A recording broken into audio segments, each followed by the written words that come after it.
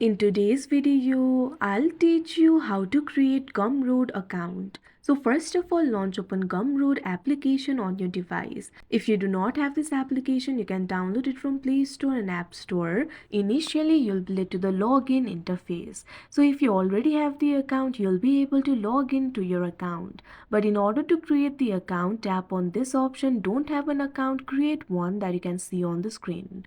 Now you can see over here, you'll be able to create the account for yourself.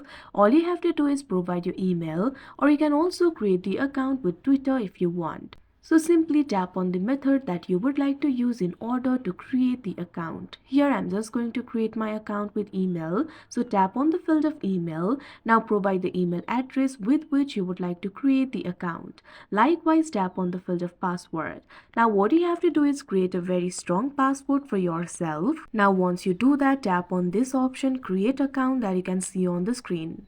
Now you can see over here your Gumroad account will easily be created. So that is how you create Gumroad account. I hope you found this video helpful. Thank you for watching.